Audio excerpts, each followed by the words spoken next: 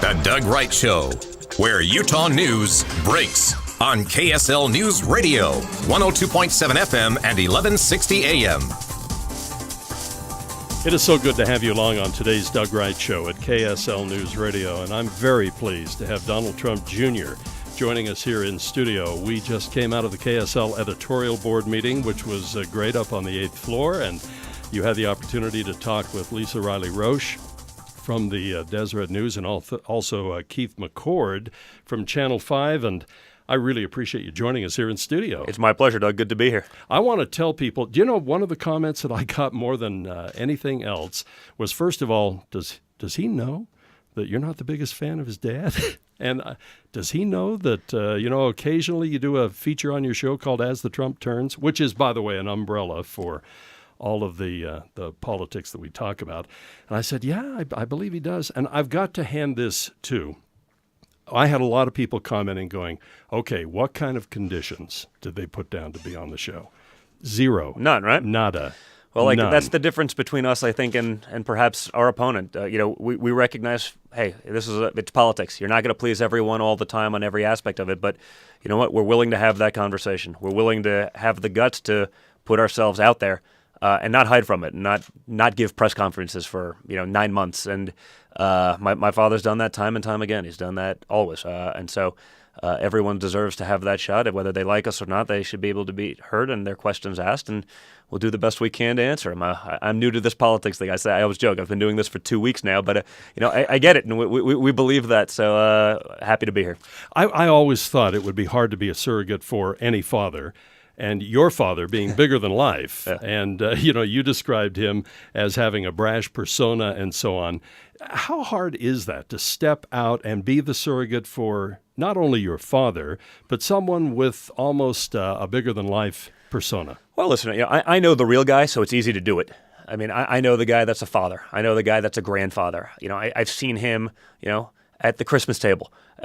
We do it. He's a funny guy. He's a great, caring, loving, father and grandfather. I mean, he's got an incredible sense of humor. I think people have seen some of that on the campaign trail. But you get him one-on-one, it's very different.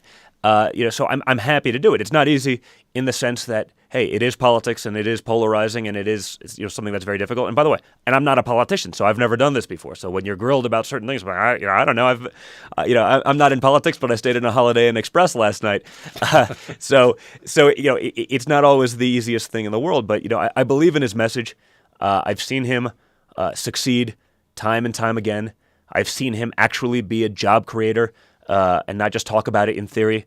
I think I used the magical unicorn reference upstairs, where, jobs, we push a button and they just magically appear. He's done it. He's the only candidate running, that's done it. And, there is a big difference. And I think, the difference between theory and practice is something that shouldn't be forgotten. I mentioned to my listeners that I had the chance, as did many of us here at KSL, the DeseretNews.com and so on, to ask questions upstairs. There is one that I'd like to talk about because you used a great term. You talked about your father being a disruptor. Yes. I'd like to maybe revisit that, but we'll also be asking questions that have been submitted by our KSL listeners via Facebook and also on our text message board. But I kind of latched onto that description of your father as a disruptor. And I couldn't help but think as you were describing up there, and again, we're revisiting something we discussed upstairs, but I thought, Abraham Lincoln was a disruptor. Theodore Roosevelt was a disruptor. And just so we don't stick with all Republicans, FDR was a disruptor. You could even say that JFK was a disruptor, and certainly Ronald Reagan was a disruptor. And I mentioned this to you, and honestly, I'm being very candid because I've told my listeners this. I'm dying in this election. Honestly, Mr. Trump, I'm dying in this election, trying to decide what I'm going to do. Mm-hmm.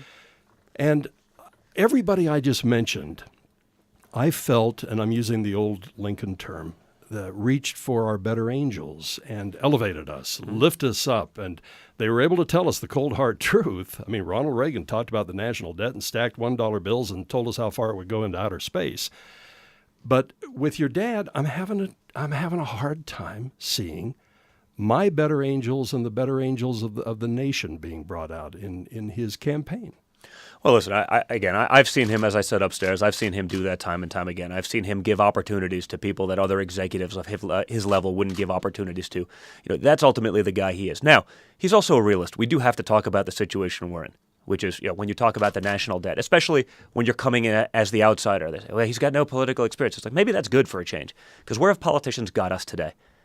Look at the mess we're in across a broad spectrum of different issues. The politicians put us in those positions, and so he is a motivator. You couldn't do what he's done in business without that. I mean, he's appealing to a broad class of people across party lines, that we should be embracing into the party. Whether it's sort of the union Democrat, typical blue collar worker, the people that built this country, the men and women who did that. I mean, those people, 100,000 of them in Pennsylvania switched over to be able to vote for him during a primary. I mean, those are people that we should be embracing in the party. I mean, I remember people saying the same thing about Reagan, before he got in, and then he was this great inspirational guy. There's a lot of similar paths here. And again, I've seen him do it time and time again. And this election really, as a conservative and someone who believes in, again, maybe not all 10,437 points of conservative dogma, but believes in the majority of them. For me, so much of this is about the Supreme Court. It's about the Supreme Court because that's not 4 or 8 years. That's 30 or 40 years. That's the difference between our country and our freedoms and our values being, what they've been and being drastically changed because the left is going to legislate from the bench. And I think all of your voters and perhaps yourself, we should think about that as well. My father put out a list of the Supreme Court justices. I don't think you disagree with any one of them. One of them had Mike Lee's brother on it. And we talked about this upstairs. And your father has been able to sit in Trump Tower and wield a great deal of business power. When you're president of the United States, and I mentioned this to you upstairs, many of the things I hear your dad talking about, the only way he could accomplish it right now with the dysfunction in Congress, and you mentioned legislating from the bench and so on, and Senator Lee, of course, argues that that's an abdication that Congress needs to take responsibility for. They have abdicated their powers. But when your father promises that and says, believe me, and that this will happen fast, many of his top drawer stuff that he is running on could only happen with executive order. And I wonder about your father, again, with that brash persona, that bigger-than-life persona, and, I even hate to use this term, but basically you're fired thing, it's a little tough in Washington. Well, listen, I think the you're fired thing, it's not a fair analogy. I mean, once for entertainment, this is the real world. I mean, this is what we do. But at Trump Tower, he business. Can fire people. And at Trump Tower, you do have to run a business, and you do have to make tough and you do have to make tough decisions. But he also is the guy that wrote The Art of the Deal. He's the guy that wrote the best-selling business book of all time. And you can't do what my father's been able to accomplish, in a 40-year track record in business, okay, and succeed without being able. You can't do that by steamrolling through people, by not getting along. You can do it once, but you can't do it over and over. Right. You can't. It doesn't work. So this is a guy that has a history of being able to deal with people of all ethnicities, backgrounds, political affiliation, and still be able to get to something. And again, not like our politicians, where we signed a deal. Great. It's a terrible deal for us, but we signed a deal. He can get a deal done that gets the stuff that he really wants done. He can figure out what it is that he really wants, what it is that the other side really wants, and what they're really asking, and call out the stuff that isn't really necessary on the other side. Give them a little bit of what they need to get what he ultimately needs and ultimately drive our objective forward. I mean, he's made a career of that. He's probably the best at that. And I think that's perfect because you're right, and Senator Lee is right. Certainly, Congress is totally just and when they have very good values and they stand up for all this stuff and they'll scream to the fences, and guess what? When they go to vote, they fold. Yep. You need someone like my father who will then also, be able to work with them, but call them out when they're doing the typical politician tactic of, well, I'm going to wear this hat over here and I'm going to wear this hat over here and I'm going to try to cater to everyone and ultimately get nothing done. He's the perfect guy to make that happen and do it in a way where you're not just cramming it down your throats like we've seen with this administration and what you'll see with the Clinton administration behind it. Anybody who speaks in public on any platform over any length of time is going to have some missteps, and I don't want to get into the Skittle thing, but you had that moment. We've all had that moment. Your dad seems to be somewhat consistent on having moments out there. Do you ever have a moment where you just want to take him aside and go, Dad, dude, Come on, really? Honestly, not really, because when I look at certain things, when they take a metaphor and try to blow it up into something that it's not. I mean, I've seen the attacks from the left and the which is let's call it 95% of media in this country. I mean, we actually have to be able to have real conversation. Many times the attacks are coming from very moderate mainstream Republicans who basically did what I just suggested. Donald, dude, what? Listen, I think what we have to do is we have to be able to have a conversation. When I read news stories about, adults now in college, Ivy League colleges, I saw an article the other day because someone wrote Trump 2016, make America great again on a sidewalk in chalk. And the student, he's 20 years old in college, had to go to seek counseling because they were in tears. And I mean, is this America? I mean, is this how we want to raise our kids? That's not how I want to raise my kids. I have 5 kids. That's not an easy job. We have to be able to have real conversation. We have to be able to, actually push boundaries and not always be in a safe place. I think that's a fundamental job. Now, doesn't mean everything's always right all the time. No, I think we're okay with that and we acknowledge that. But he's having real conversation. He's bringing up things. In many cases, he's bringing up things in a harsh manner that everyone hid from for years and for months, and no one wants to talk about it. It's not politically correct. But he goes after it aggressively, and guess what? That forces people to have the dialogue. That forces people to have the conversation. So that's sort of how he's getting some of what he wants. He has to attack it and approach it a certain way so that we can finally talk about real issues, because we can't even talk about real issues anymore. It's scary. I too am concerned about political correctness, but anyway, I wanted to get to some of the questions that our listeners were posing, and we've already touched on some of them. But this came up upstairs, and we've had like 2 or 3, 4 just in the relatively short time we opened this up, where people are saying, "What about your dad's taxes? Will he release his taxes? Why won't he release his taxes?" There are renditions of that. Well, listen, I think we've been under audit for 5 years, and who knows if that's politically motivated or not. But our tax counsel, going through a 12,000-page tax return, has said they wouldn't advise us to do it. It could create all sorts of other, problems. And I'm going to listen to them on that. We've released a 110, I believe, page disclosure form, which is probably that disclosure form is larger than most people's tax returns. Now, when you have a business record and a business track record of my father and 40 years of it, there's a lot in a 12,000-page tax return that wouldn't make sense to open up. What we want to do is keep the message on point. We want to talk about jobs. We want to bring jobs back to this country. We want to talk about education. We want to talk about taking care of our VA system. I'm traveling today with a good friend, Mark Geist, who was one of the gentlemen survivors from Benghazi, left in the dust over there by a government that left them there because it wasn't politically correct to do something. Well, guess what?